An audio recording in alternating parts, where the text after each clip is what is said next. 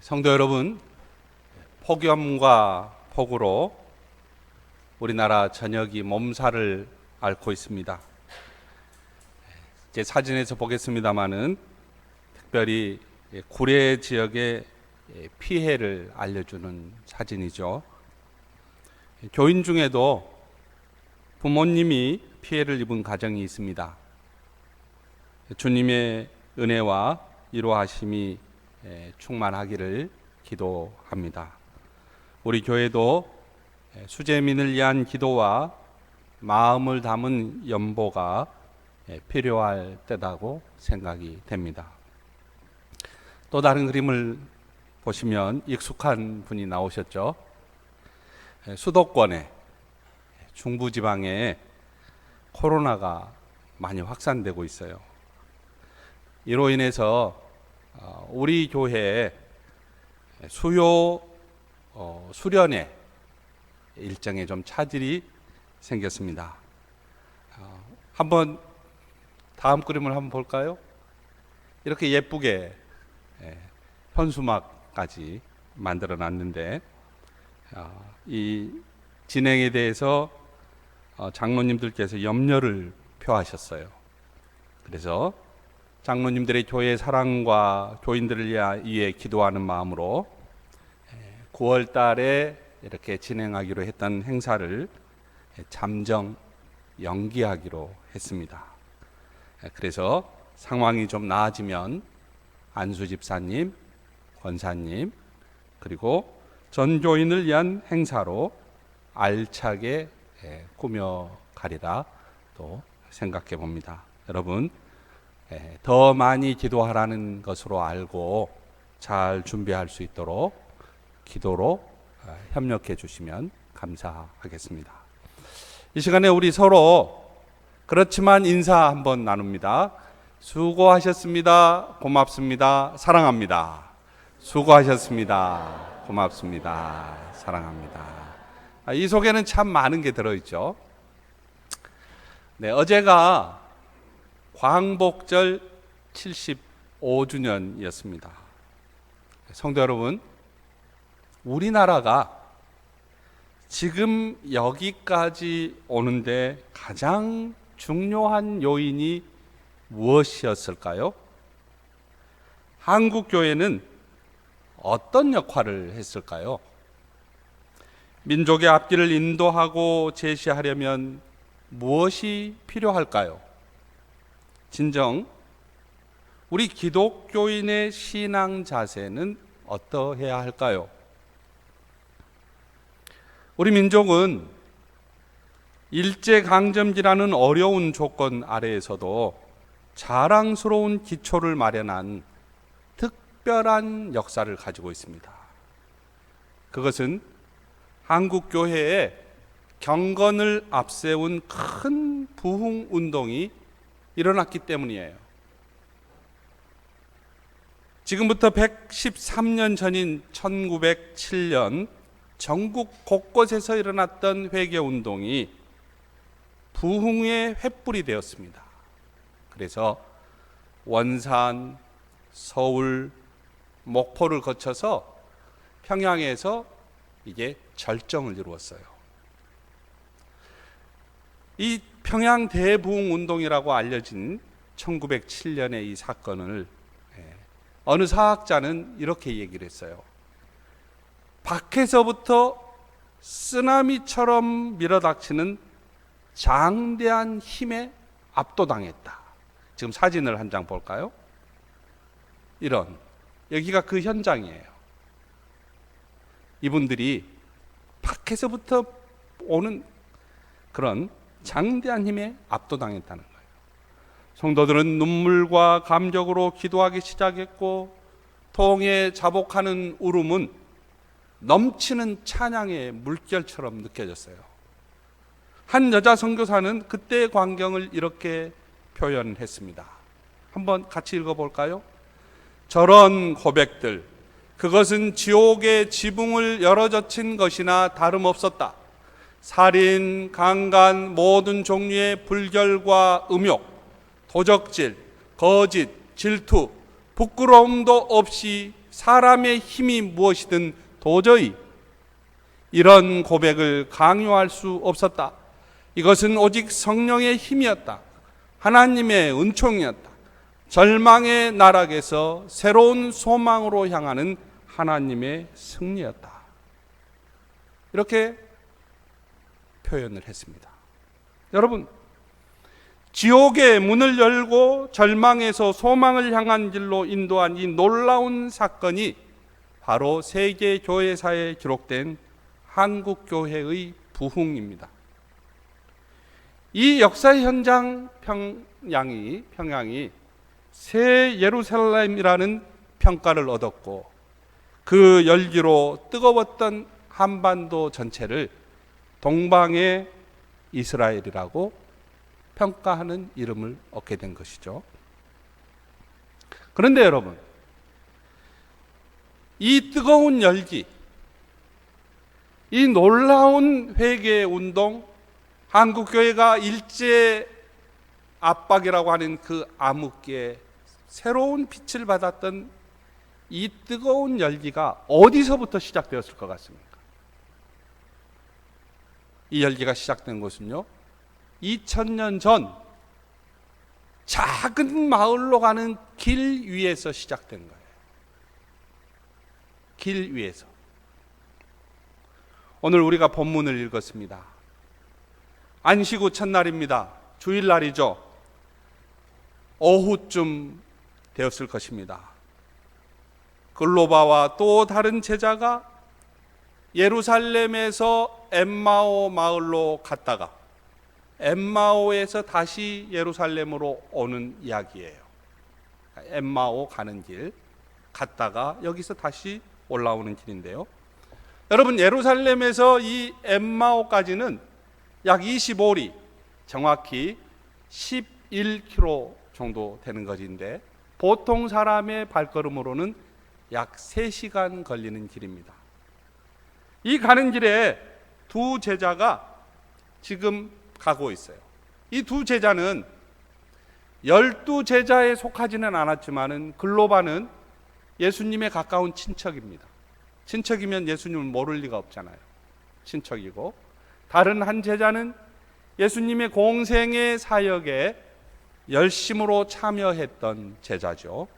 그들이 길을 가면서 대화를 하고 있을 때 예수께서 가까이 이르러 동행하지만은 두 사람의 눈이 가려져서 보지 못합니다.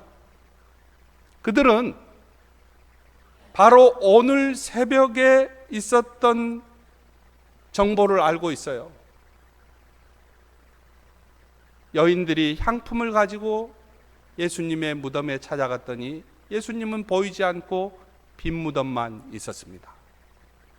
그리고 걱정하고 있을 때 천사들이 나타나서 그가 살아나셨다고 했다는 것을 이 제자들은 알고 있었어요. 그뿐만이 아니에요. 여인들이 다른 제자들에게 이야기하니까 베드로를 위시한 다른 제자들이 스프링처럼 일어나서 달려갔습니다. 무덤에 갔더니 예수님은 계시지 않고 빈 무덤만 있는 거예요. 엠마오로 가는 이 두 제자가 그것까지 알고 있는 거예요. 오늘 새벽에 있었던 일을 알고 있는 거예요. 무슨 말입니까? 두 제자는 모든 일을 희미하게가 아니라 상세하게 알고 있었어요. 그런데 그들이 왜 예루살렘에서 엠마오로 가고 있는 것일까요? 우리는 글로바의 대답에서 그 이유를 찾아볼 수가 있습니다. 글로바가 예수님께, 이 낯선 동행인 예수님께 뭐라고 했나요? 우리는 그가 이스라엘을 속량할 사람이라고 생각했습니다. 무슨 말인가요? 우리는 그가 정치적인 메시아로서 이 나라를 구원해 줄 줄로 알았습니다 라는 말이에요. 그러면서 예수님을 이렇게 표현합니다. 예수 그분은 하나님과 사람 앞에서 말과 일에 능한 선지자였습니다. 무슨 말인가요? 적어도 이 정도의 선지자라면 이스라엘을 구원할 자라고 생각을 했습니다 라는 말이죠. 그런데 우리 지도자들이 그를 십자가에 못 박았고 그는 우리가 보는 앞에서 그냥 죽었습니다, 이런 말이에요. 무슨 말일까요?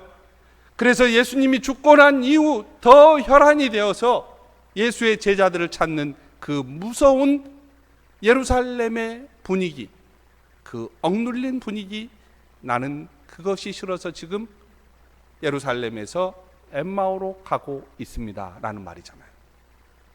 마치 두 제자는 이렇게 말하는 것 같아요. 참으로 견딜 수 없는 일이 일어났습니다. 우리의 모든 꿈이요 희망이던 그분이 우리가 보는 앞에서 그렇게 죽어갔습니다. 우리는 예루살렘에 더 있을 필요가 없습니다, 그 말이잖아요. 여러분, 두 제자가 하는 말에서 우리는 이것을 알 수 있어요. 이 두 제자는 지금 십자가 사건을 하나님의 구원 역사에서 바라보지 못하고 있다는 사실이죠. 그들에게 예수님은 주님이거나 그리스도이거나 하나님의 아들이 아직 되지 못하고 있는 거예요. 이스라엘을 속량할 말과 일에 능한 선지자일 뿐이에요. 아직 그들은 예수님을 정확히 이해하지 못했다는 말이에요. 이게 글로바의 첫 번째 이야기에서 우리가 알 수 있는 거예요. 두 번째, 여러분, 빈 무덤, 거기에는 예수님을 감쌌던 세마포와 수건들이 널려져 있었죠. 그러나 그 빈 무덤, 이 사건이 이 제자들에게 예수님의 부활과 연결되지 못했던 거예요. 빈 무덤은 빈 무덤이다. 무슨 말일까요? 제자들이 시체를 훔쳐갔다고 하는 말에 초대교회 성도들이 더 중점을 두고 있었다는 거예요. 빈 무덤과 예수님의 부활을 연결시키지 못했어요. 그래서 이들은 지금 예루살렘을 등지고 쉽게 말해서 낙향하고 있는 것입니다. 참 아이러니하지 않습니까? 베드로를 비롯하여 예루살렘에 있는 다른 제자들은 지금 예수님이 없어졌다는데 부활하신 예수님을 만날 수 없어서 찾고 있어요.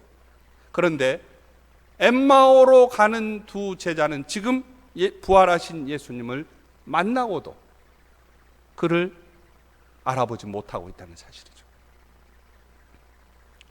오늘 길 위에서 이 두 제자가 낯선 지금 동행자와 이야기를 이어가는 거죠. 근데 오늘 본문에는 이들의 눈 상태에 대해서 두 가지를 이야기하고 있습니다. 첫째는요, 그들의 눈이 가리워져서 그인 줄 알아보지 못하거늘, 16절에 나와 있습니다. 눈이 가려져서 그인 줄 알아보지 못하더니. 그리고 31절에 보니까 그들의 눈이 밝아져 그인 줄 알아보더니. 눈이 가려졌고 눈이 밝아졌습니다. 눈이 왜 가려졌습니까? 시력의 문제가 아니잖아요. 실망과 절망과 불신 때문에 보이지 않았던 것 아닙니까? 그들이 왜 눈이 밝아졌습니까? 이제는 그들의 마음이 뜨거워졌고 예수님과 나눈 친교를 통해 이분이 예수님이라고 하는 확신이 들었던 것 아니겠습니까? 여러분, 그래서 오늘 우리는 이 본문에서 두 가지 메시지를 들을 수가 있습니다. 첫째는 예수 그리스도에 대해 기록된 말씀을 예수님이 재해석해 주듯이 우리가 그렇게 예배를 드리고 말씀을 읽고 기도하고 신앙생활을 할 필요가 있다는 거예요. 이게 첫 번째예요. 두 번째는 뭘까요? 거기서 끝나면 안 되고 뭐가 필요합니까? 교제가 필요합니다. 예수님과 이 두 제자가 식탁에서의 교제를 했잖아요. 이게 중요하다는 거죠. 오늘 본문에서 우리는 엠마오로 가는 두 제자 이 길에서 나눈 이 대화가 2000년 후 동방의 예루살렘, 평양에서 일어났던 대부흥운동과 연결이 되고 그 부흥운동이 세계 교회사를 다시 쓰게 했다면, 여러분, 이 길 위에서 있었던 이 두 가지 사건을 우리는 깊이 가슴에 새겨야 됩니다.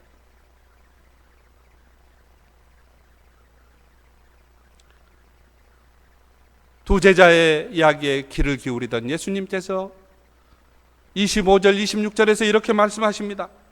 미련하고 선지자들이 말한 모든 것을 마음에 더디 믿는 자들이여, 그리스도가 이런 고난을 받고 자기의 영광에 들어가야 할 것이 아니냐. 예수님이 이렇게 말씀하십니다. 그리고 성경을 뜻풀이 하시고 자신에 대해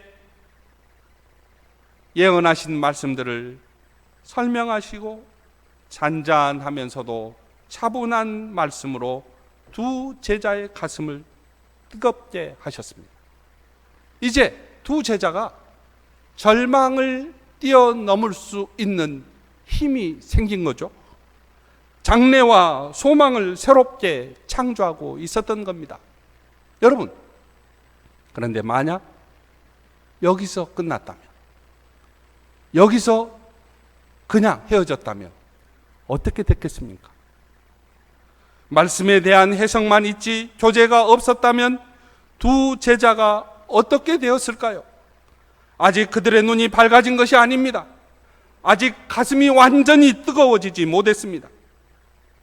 날 저무는 엠마오 길에서 낯선 동행자는 어느새 두 제자를 앞서고 있습니다.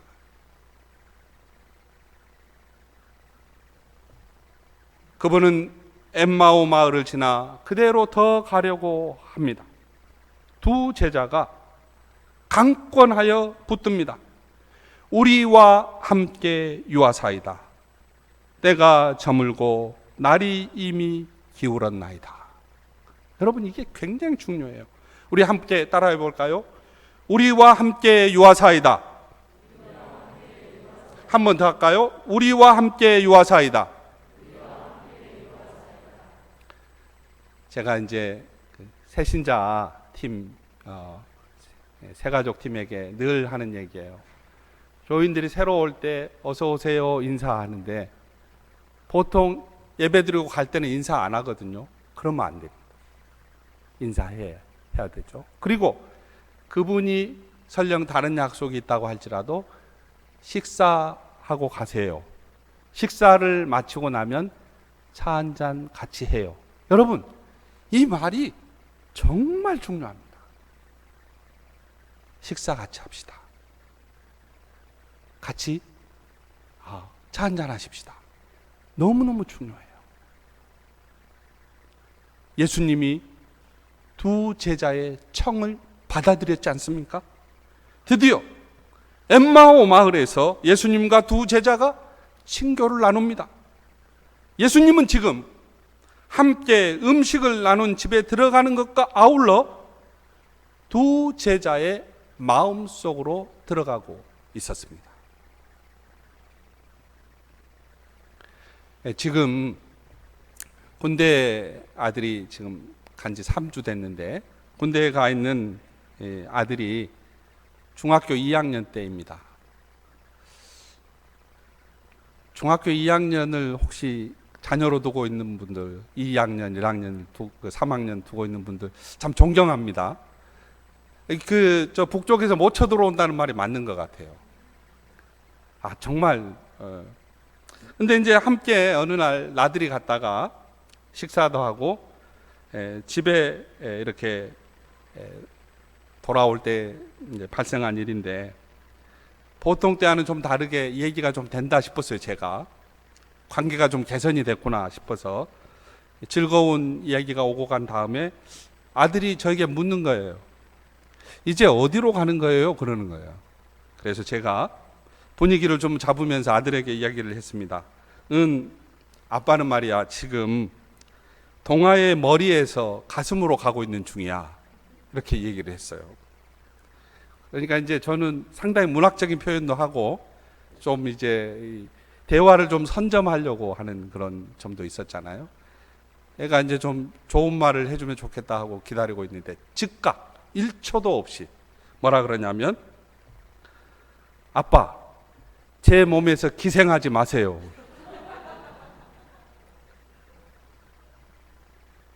제가 졸지에 기생충으로 전락하고 많은 그런 수모를 당했습니다. 여러분, 지금 엠마오로 가는 길에서 예수님은 함께 음식을 나눈 집에 들어가는 것과 아울러서 두 제자의 마음속으로 들어가고 있어요. 식탁에 앉은 예수님과 글로바, 그 다음에 또 한 사람을 여러분 상상해 보십시오. 거부할 수 없는 권위와 위로와 평화를 가진 예수님께서 두 제자보다 더 먼저 그릇에 담긴 빵을 집어듭니다. 마치 두 제자를 초대한 것처럼 자연스럽게 떡을 가지고 축사하시고 떼어서 그들에게 주셨습니다. 여러분, 바로 그때 두 제자의 눈이 밝아졌습니다. 무덤에서 보지 못했던 예수님이 지금 그들 가운데 계셨습니다. 그들은 예수님을 알아보았습니다. 두 제자가 예수님과 교제할 때 그들은 가르치시고 천국 복음을 전파하시고 병자들을 치유하시던 예수님 그분을 지금 보았던 거예요. 성도 여러분, 친교는, 교제는 헬라어 말로 코이노이아다 그러지 않습니까? 이 교제는요, 기억을 새롭게 하고 추억을 현실로 되살려오는 놀라운 힘이 있습니다. 지금 우리가 교회 비전이라고 적어놨잖아요. 이쪽에 보면 삶으로 예배하는 공동체에서 실천 목표가 4개 있는데 첫 번째가 뭐예요? 한번 읽어볼까요? 우리는 예배하고 교제한다. 다시 한번 읽어봅시다. 우리는 예배하고 교제한다. 여러분, 예배에서 끝내서는 안 돼요. 반드시 교제가 있어야 됩니다. 지금 코로나 시대가 지금 위협적인 게 뭐냐? 교제가 너무 약화됐어요. 지금 성도들 중에 상당히 많은 분들이 저에게 얘기를 해요. 목사님, 교회에 다닌 것 같지가 않다는 거예요. 교제는 중요해요. 여러분, 항존직 직분자들은 지금 우리가 식사하고 하지 못하고 있는데 무언가 좋은 방법이 없는지 기도하면서 무언가 방법을 이끌어내야 되는 거예요. 지금 가령 우리가 옛날에 1분씩 혹은 잠깐씩 전화했다면 전화하는 시간을 늘리든지, 옛날에 내가 구역원들을 전화로 잠시만 돌봤다면 이제는 시간을 내서 돌보는지 뭔가 있어야 되는 거예요. 교제가 필요해요.